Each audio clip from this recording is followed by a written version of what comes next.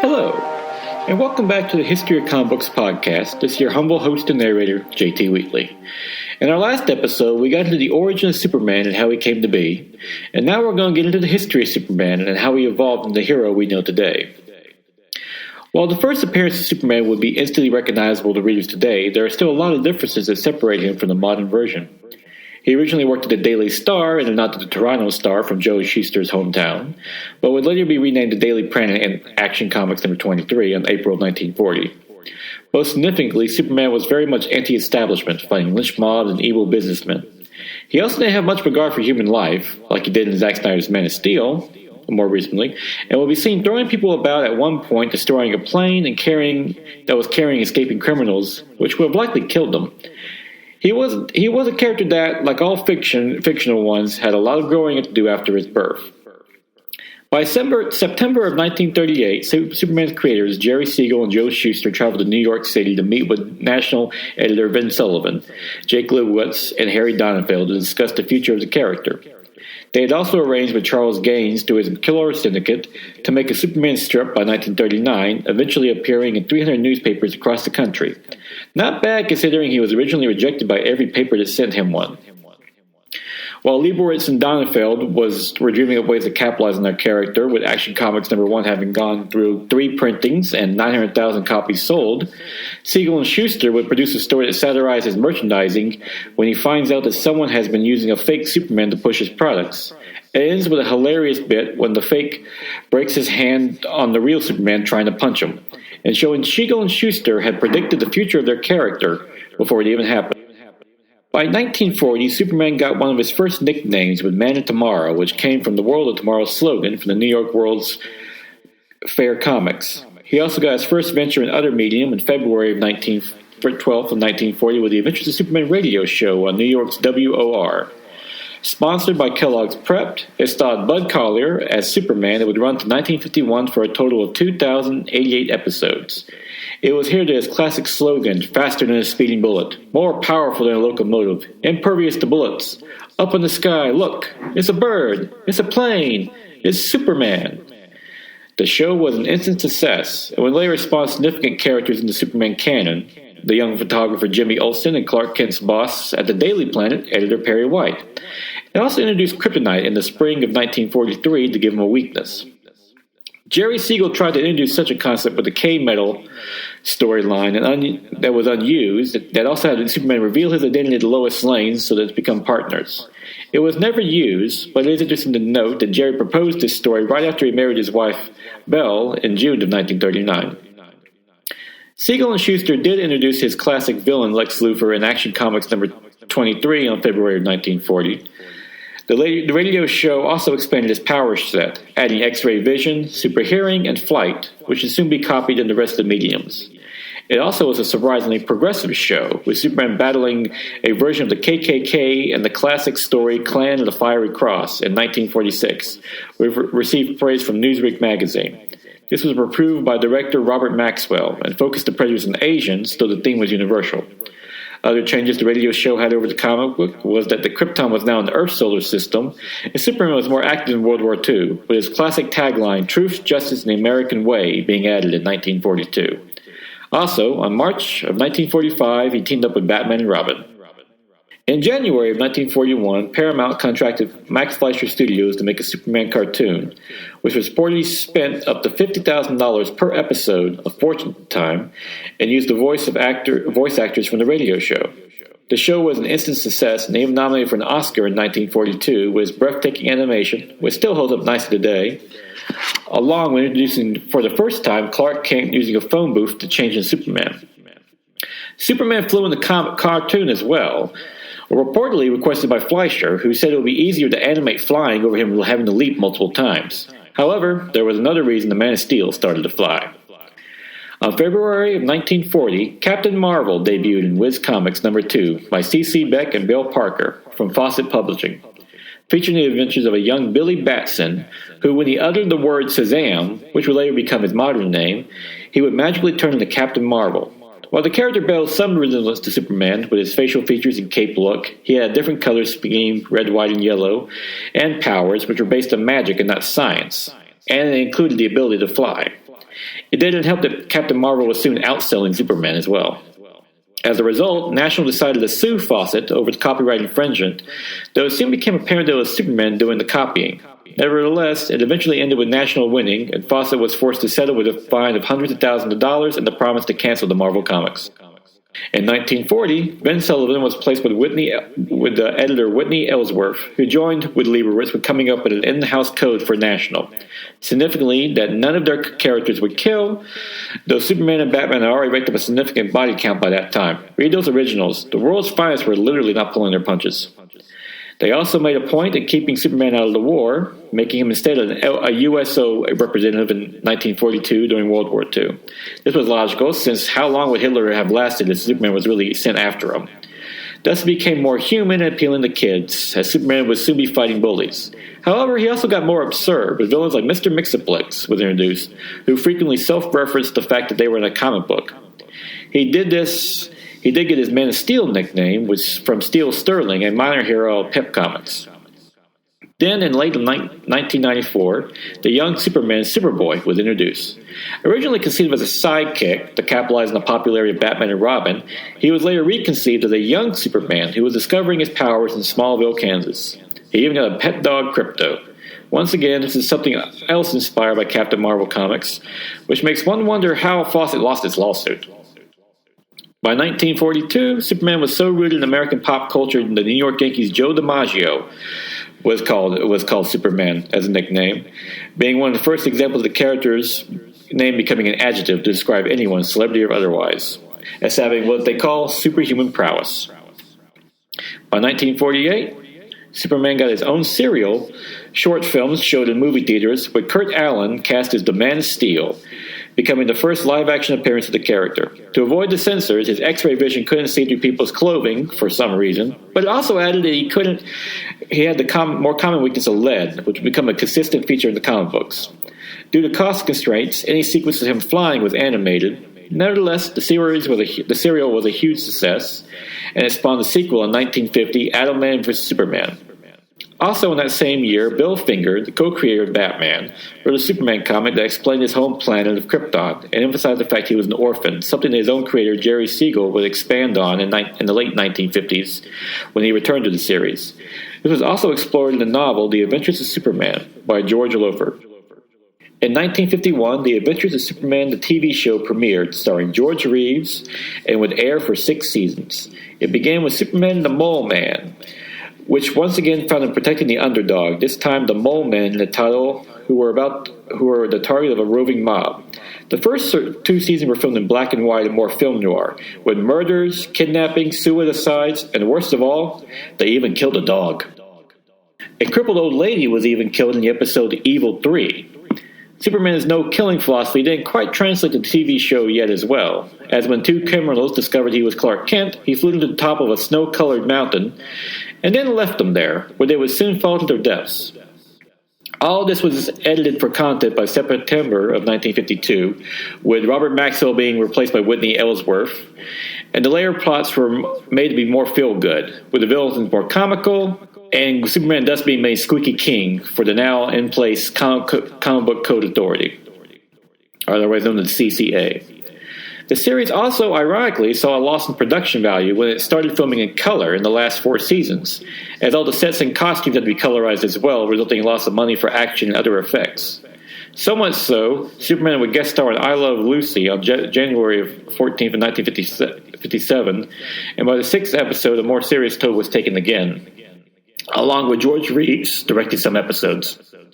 Sadly, after the show ended, George Reeves would commit suicide on November 17th, 1959. Despite being a heroic symbol, Superman was still the target of Frederick Wertham, the writer of The Seduction of Innocence, claiming he had what's called a Superman complex, believing what might makes right, but National's tireless work on his image, much due to Whitney Ellsworth, kept him above the fray for the most part. Ultimately, it would be the crime and horror comics that would suffer from the CCA, the result of the scrutiny, with the hero books like Superman being the ultimate survivors and winners.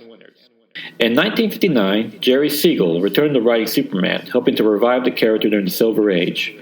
It included a classic story in which Superman traveled back in time to his home planet of Krypton, only to witness it being destroyed again.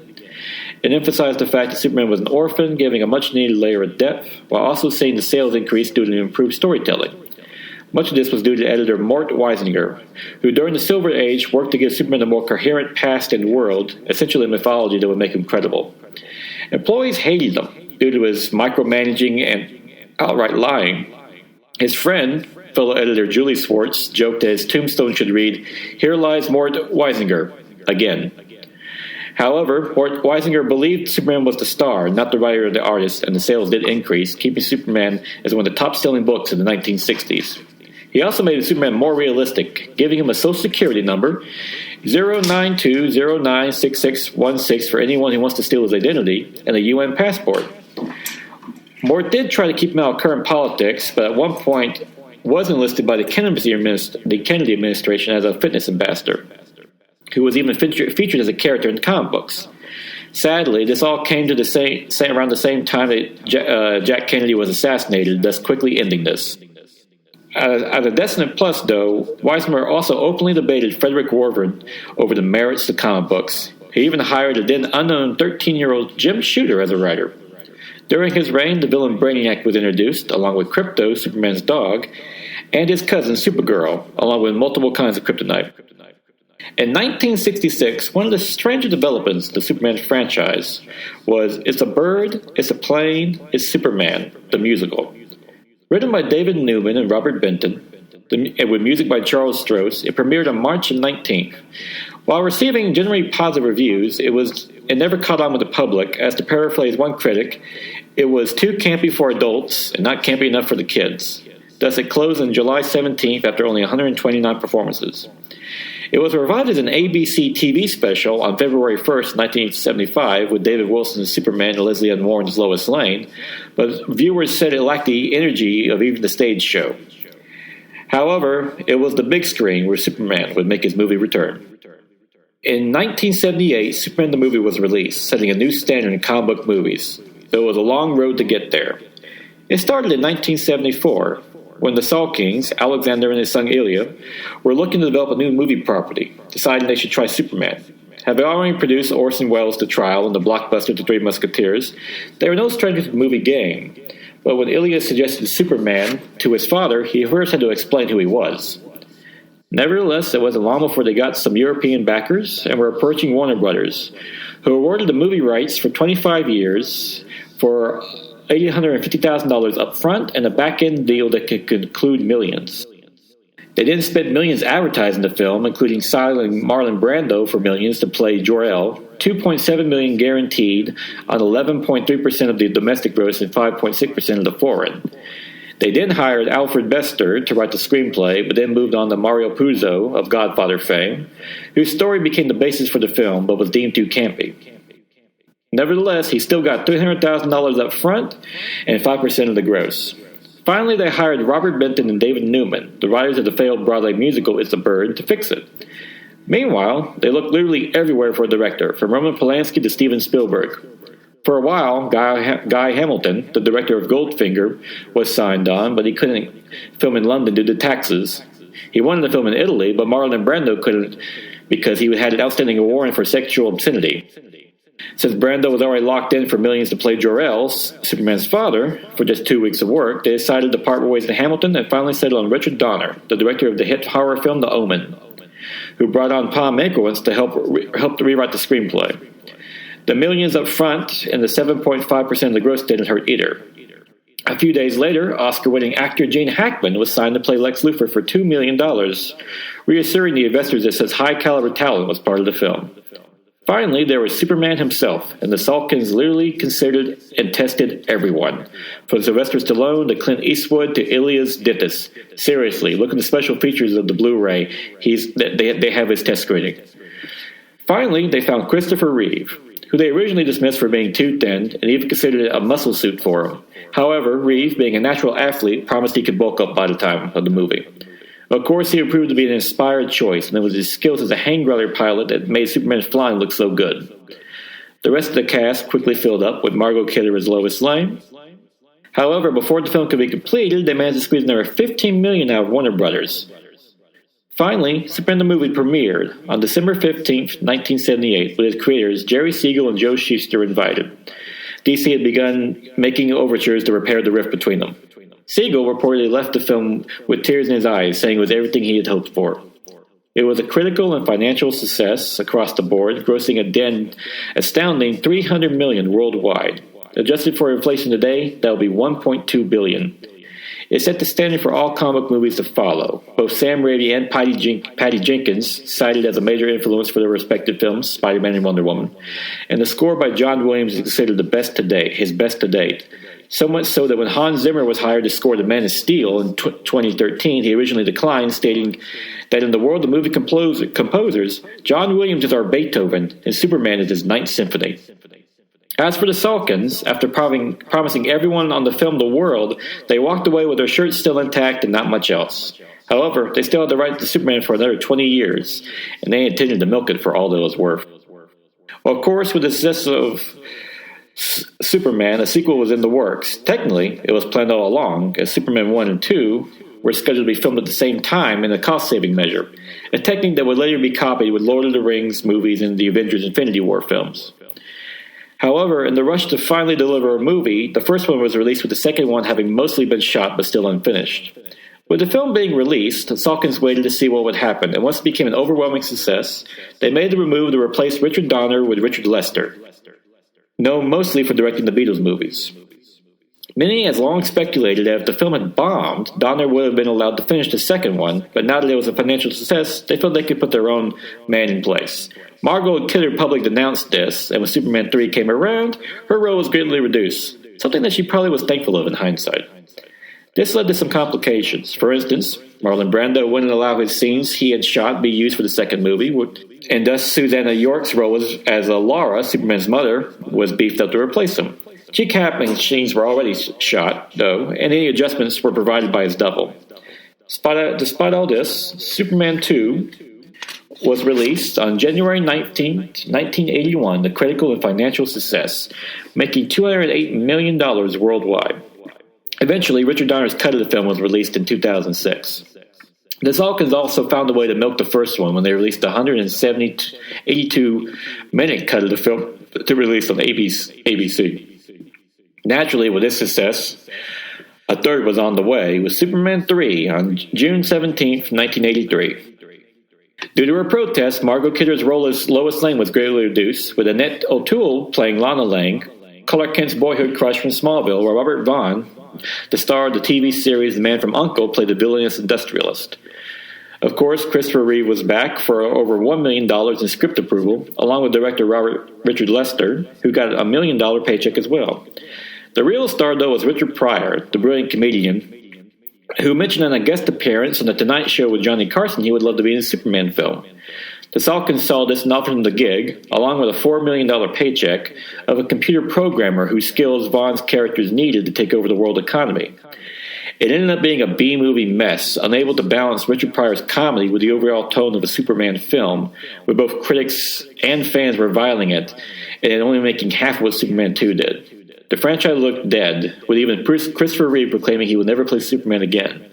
However, the Salkinds, who reused most of the costumes and sets from the previous movies, actually managed to make money on the series, so they weren't quite done with it yet. Nevertheless, the Salkinds tried a different tack with Supergirl, released on November 21st, 1984. This time following the adventures of Superman's cousin, Kara Zor-El, played by Helen Slater. Despite its prestige cast, which featured the great Faye Dunaway and Peter O'Toole, it was another critical and financial bomb, and now the movie franchise looked really dead.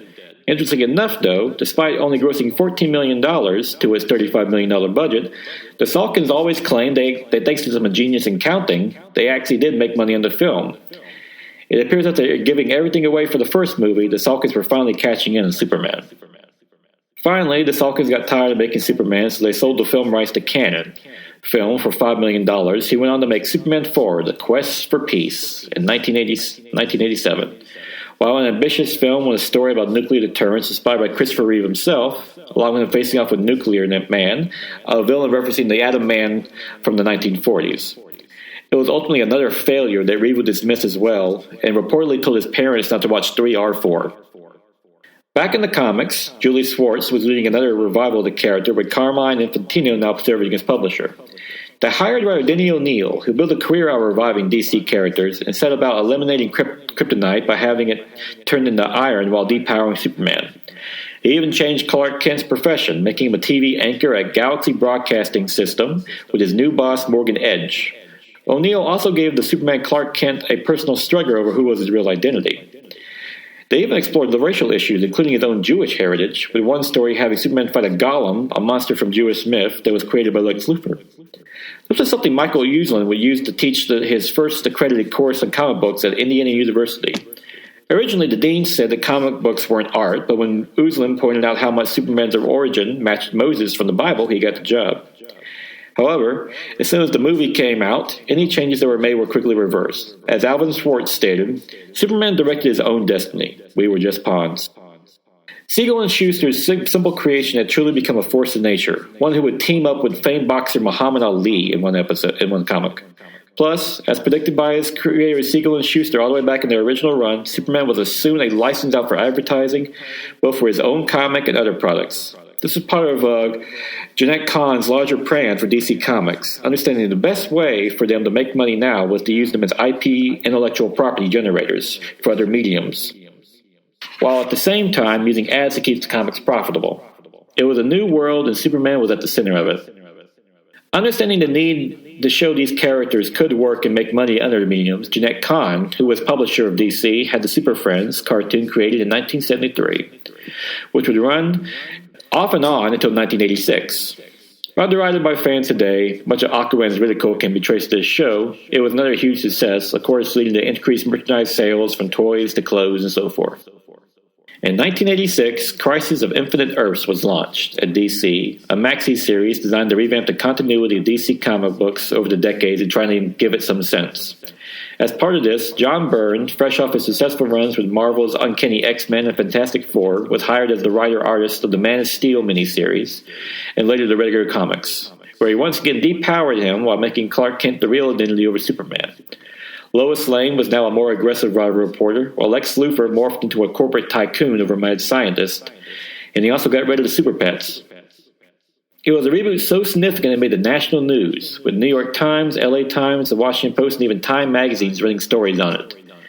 At the same time, the Smithsonian read a special year-long exhibit called Superman, Many Lives, Many Worlds, highlighted the many versions of the character, and like all previous versions, it didn't last. Soon, Byrne left, and Superman was quickly revamped back to his old ways for the most part, and the artist no longer looks on his run with any fondness, saying everything he did got erased. In 1988, the Salkins, the producers of the first 3 Superman movies, produced the Superboy TV show, with scripts by Mike Carlin and Denny O'Neil. It was a show that great homage to the comic books, depicting the adventures of a young Clark Kent attending Siegel's School for Journalism at Schuster University, a nice nod to the creators. While campy, it was actually quite successful and lasted into the 4th season after reaching 100 episodes. After this, the Salkins sold the rights back to Warner Brothers after financial issues within the family, when Ilya's wife, Jane Chaplin, the daughter of Charlie Chaplin, loaned Alex Salkin $7 million for the movie Columbus. When the movie bombed, she demanded her money, which Alex claimed he didn't have. As a result, he was sued by his own son and daughter-in-law, leading to a business and personal split between them, and ending any chances of producing Superman movies. In 1991, the Death of Superman storyline at the Superman's Writers' Summit was conceived, when the original plan was to have them married to Lois Lane in Superman number 75 was next when the Lois and Clark New Adventures of Superman TV series was announced. Jerry Ordway originally suggested the story as a joke, but it lingered. After all, Superman hadn't been killed off in the comics before. Why not? Soon, Dan Jurgens and Mike Carlin began crafting the story and decided if Superman was to die, it had to be by a new enemy, Doomsday. Reportedly, Mike Carlin called Jerry Siegel to explain the plan, including his eventual resurrection, and Siegel said go ahead. However, what became a simple event story soon became a media sensation, with the New York Times reporting on it. Carlin stated even at that early point that we can kill Superman and bring him back, pointing out the overall story would end with his resurrection. However, Jeanette Kahn had to deal with an angry phone call from the Warner Bros. CEO, upset that they were killing him off without asking him first. And Kahn had to reassure him again that the plan was to bring him back eventually. The comic, Superman number 75, was released on November of 1992 to record-breaking sales at 9 million copies, with a special issue released with a black polybag and armband. Following this was Funeral for a Friend storyline, in which Superman was buried and mourned by his family, friends, and fellow DC heroes, including a story where his father, Jonathan Kent, had a dream of saving his soul in the afterlife. Then the Superman comic books took a 3-month break and relaunched with The Reign of Superman, a nod to the original story in which Jerry Siegel and Joe Caesar first conceived the character. Each comic featured a different Superman, with Cyborg and Superman, the Alien in Action Comics, Superboy in The Adventures of Superman, and Henry Irons in Man of Steel. While not as successful as Superman number 75, each issue sold 1 million copies apiece, and readers were soon left to wonder which one was real. However, by Superman number 82, it was revealed that none of them were real, with the real Superman returning, now with long hair, while Cyborg was the villain Hank Henshaw, Superboy was a clone, and Henry Irons became Steel, a new DC superhero. It ended up being one of the most successful years for DC in comics, and reportedly, Jerry Siegel loved the whole thing. Meanwhile, on ABC, the show that started this whole mess, Lois and Clark, The New Adventures of Superman, premiered on September 12, 1993, with Dean Cain as Superman and Terry Hatcher as Lois Lane, and John Shee as Lex Luthor. It ended up being fairly successful, especially with young audiences. It had nice nods to the past, particularly cameos by Phyllis Coates and Jake Larson, the Lois Lane and Jimmy Olsen from the George Reed Superman series. By the 4th season, the characters were set to be married, but in a nice bit of ironic justice, the episode kept getting pushed back so that Clark and Lois could finally be married in the comic books first. The shoe was now on the other foot. On December 1996, in a 96-page comic book called The Wedding Album, Clark Kent and Lois Lane were finally married. And then, on February of 1997, they got married on the show as well. Nevertheless, that wasn't enough to save the series, which was canceled after the 4th season. Dean Cain still has fond memories of playing Superman, and is now playing Kara Zor-El's adoptive father in the CW series Supergirl, and doesn't believe there has ever been a curse to the role. He also likes to point out that technically, he played the character longer than anyone else. Now, you may try to argue, but what about Tom Welling in the Smallville series that ran for 10 years? Well, like he said, he played Superman longer than anyone else. Tom Welling only played Clark Kent and was never once called Superman the entire series, so, yes, Dean Cain is right. Meanwhile, the TV and animation rights to the character reverted back to Warner Brothers, and they decided to turn the franchise over to the able hands of Bruce Timm and Paul Dini, who had already created the brilliant Batman the Animated Series. Released on September 1996 on the now-defunct WB network, which later merged with the UPN network to form the CW, as part of their kids lineup.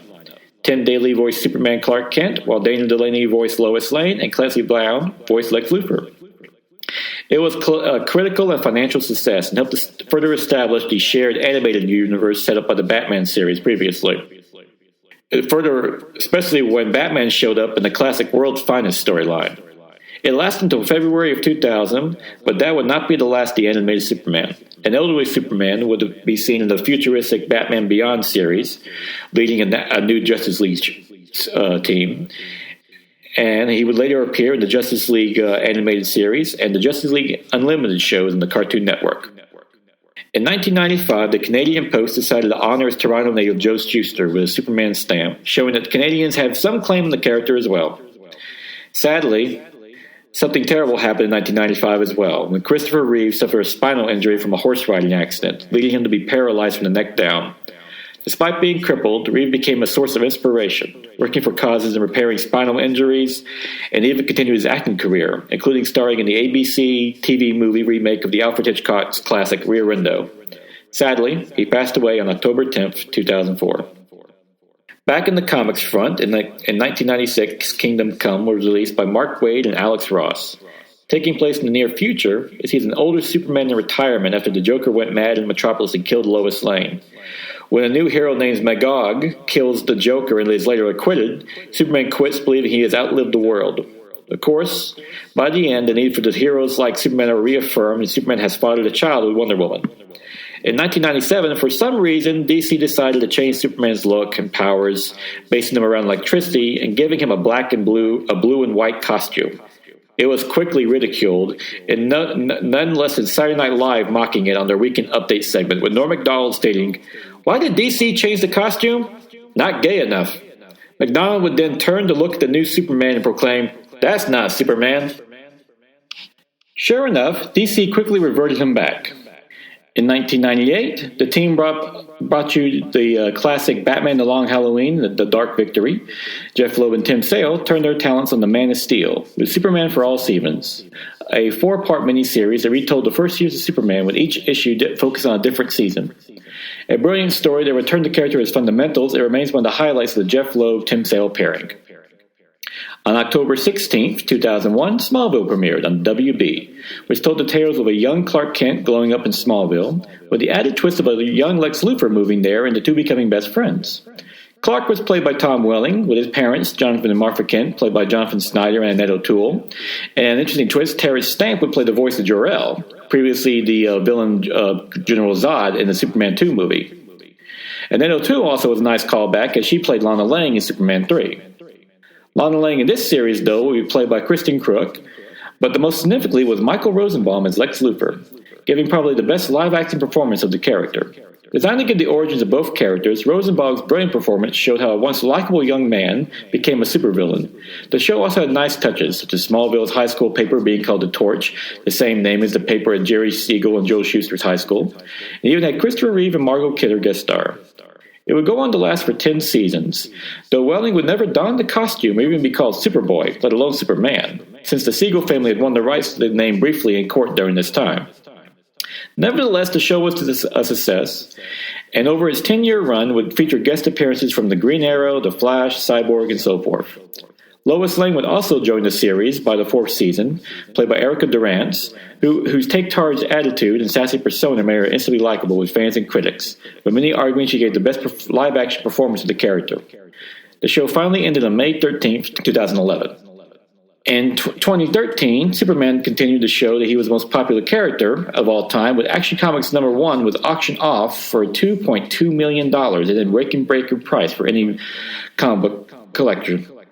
On June 28, 2006, Superman Returns premiered, directed by Bryan Singer of X-Men fame and starring relative newcomer Brandon Routh as Superman and Oscar-winning actor Kevin Spacey as Lex Luthor. Meant to be a direct sequel to Superman 1 and 2 and ignoring 3 and 4 like they never existed, something even Christopher Reeve wished, it held those films in complete reverence, from incorporating John Williams' brilliant score to Luthor's plot still being about land. However, it was that reverence that ultimately hurt the film, when many fans were upset that Superman never even punches anybody and leading to a box office disappointment. Nevertheless, Brandon Routh has since returned to the DC fold in the CW series Legends of Tomorrow, where he now plays Ray Parker / the Atom. On October 26, 2015, Superman's cousin got her own series with Supergirl, premiering originally on CBS before moving over to the CW, with Vanessa Benoist in the title role. While an uneven series at best, it continued to be a modest rating success to this day, and Benoist's brilliant performance is a continued highlight. Plus, her cousin finally showed up, played by Tyler Hoechlin, in Season 2. With the failure of Superman Returns, though, the movie front decided to get rebooted again, and on June 10, 2013, The Man of Steel was premiered, directed by Zack Snyder. Snyder, who previously made successful adaptation of 300 by Frank Miller and a somewhat successful adaptation of The Watchmen, turned his talents into Man of Tomorrow. Superman was played by Henry Cavill, with Amy Adams playing Lois Lane and Russell Crowe playing Jor-El. Michael Shannon was playing General Zod, and Kevin Costner and Diane Lane played Jonathan and Martha Kent. It was shown that Superman did punch people more than a few times, but this time he went overboard. As when Superman battles Zod throughout Metropolis, there was one destruction and casualties occur, something that many fans criticized that Superman would never allow to happen. It didn't help in the previous year, DC's chief competitor, Marvel, had their movie The Avengers depict their heroes actively keeping casualties down and working to reduce them. Man of Steel did end up being a modest success, though, and set up for the eventual DC-EU shared universe, hoping to imitate what Marvel was doing with their MCU. The sequel, Batman vs. Superman, premiered on March 25th, 2016, with Ben Affleck cast as Batman and Jesse Eisenberg as Lex Luthor. However, it was reviled by critics and many fans, objecting to Eisenberg being miscast and also squeezing too many plots into it. As one critic would put it, the problem with the story wasn't that it was bad, it's that there was at least 5 good stories in it, from Death of Superman to The Dark Knight Returns, squeezed into one movie, resulting in a complete mess. Nevertheless, it managed some financial success, though it didn't crack that coveted $1 billion worldwide mark, a must for any modern-day blockbuster. Remember, adjusted for inflation, the original Superman made $1.2 billion. Despite being killed in the movie, though, he would be resurrected in Justice League on November 17, 2017, but that was ultimately a critical and financial disappointment, and now put the entire DC shared universe in jeopardy. And that more or less brings us to the end of the present-day character. One interesting note, a new Superboy has returned, Jonathan Samuel Kent in the Superman comics, the son of Clark Kent and Lois Lane, as DC has finally relented and made him into a father. Granted, this is part of the whole 52 convergence, multiple universes mess, so we'll see how long this will last. Though he is an interesting character, and he's actually get paired up with Damian Wayne, Bruce Wayne's son with Talia al Ghul, in the comic book series Super Sons. A long way coming since his first appearance in Action Comics #1, in which he changed the industry forever. And like any great fictional character, he has outlived his creators and will likely live on for decades, if not centuries to come.